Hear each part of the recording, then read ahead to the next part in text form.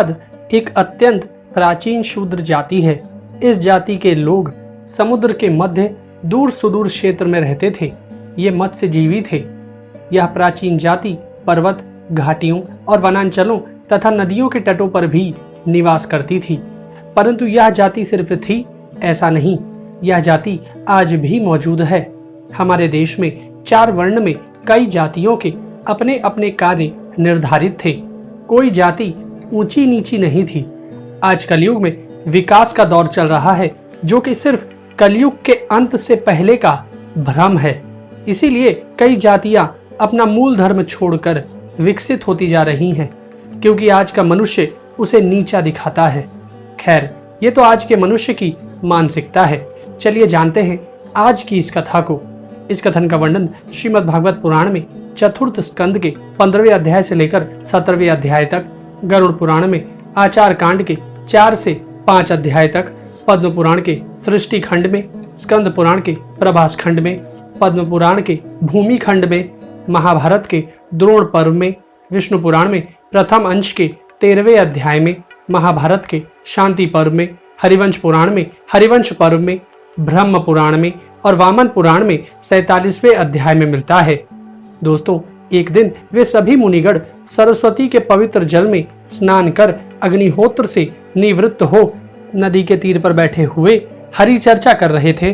उन दिनों लोकों में आतंक फैलाने वाले बहुत से उपद्रव होते देखकर वे आपस में कहने लगे, आजकल पृथ्वी का कोई रक्षक नहीं है, इसलिए चोर डाकुओं के कारण उसका कुछ अमंगल तो नहीं होने वाला है। मुनिगण ऐसा विचार कर ही रहे थे कि उन्होंने सब दिशाओं में धावा करने वाले चोरों और डाकुओं के कारण उठी हुई बड़ी भारी धूल देखी। देखते ही वे समझ गए कि राजा वेन के मर जाने के कारण देश में अराजकता फैल गई है, राज्य शक्तिहीन हो गया है और चोर डाकू बढ़ गए हैं। यह सारा उपद्रव लोगों का धन लूटने वाले तथा एक दूसरे के रक्त के प्यासे लुटेरों का ही है। अपने तपोबल से लोगों को ऐसी कुप्रवृत्ति से रोकने में समर्थ होने पर भी ऐसा करने में हिंसा आदि दोष देखकर उन्होंने इसका कोई निवारण नहीं किया। फिर सोचा कि ब्राह्मण यदि समदर्शी और शांत स्वभाव भी हो तो भी दीनों की उपेक्षा करने से उसका तप उसी प्रकार नष्ट हो जाता है जैसे फटे हुए घड़े में से जल बह जाता है।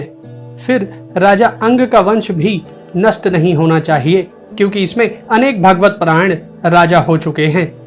ऐसा निश्चय कर वे राजा वेन के शव के पास पहुंचे और फिर उन्होंने मृत वेन की जांघ को बड़े जोर से मथा तो उसमें से एक बौना पुरुष उत्पन्न हुआ।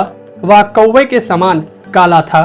उसके सभी अंग और खासकर भुजाएं बहुत छोटी थी, जबड़े बहुत बड़े, टांगे छोटी, नाक चपटी, नेत्र लाल और केश तांबे के से रंग के थे।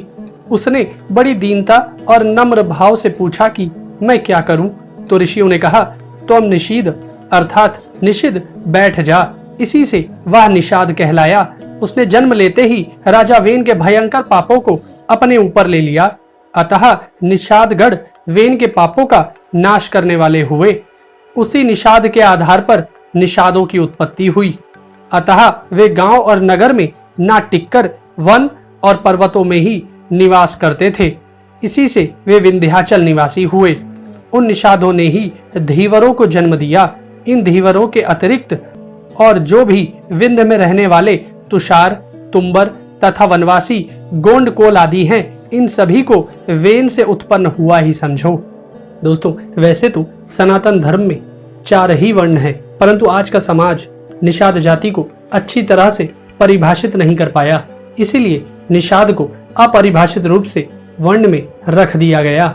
निषाद गणों को हमारे भारतीय इतिहास में कई स्थानों पर प्राथमिकता प्राप्त है, चाहे वह रामायण हो या महाभारत या फिर पुराणों की कथाएं।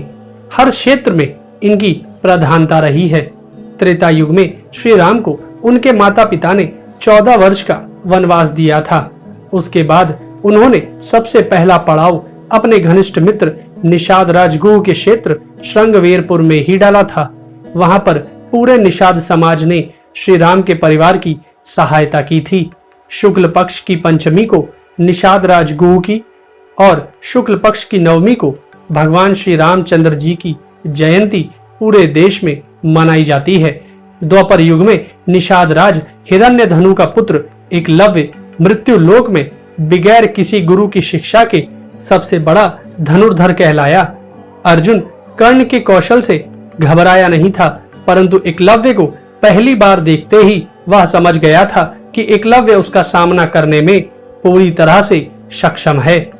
दोस्तों, आज निषाद वंश को 578 जातियों में बांटा गया है, जिसमें मुख्य रूप से गोंड, कश्यप, मीणा, कोली, भील, राजभर, केवट, मल्लाह, बिंद, लोधी राजपूत, सोनकर, सोनी, पांड्या, द्रविड़, भोई, खरवार, मजवार इत्यादि हैं। आज निषाद वंश हमारे देश का एक महत्वपूर्ण अंग साबित हुआ है।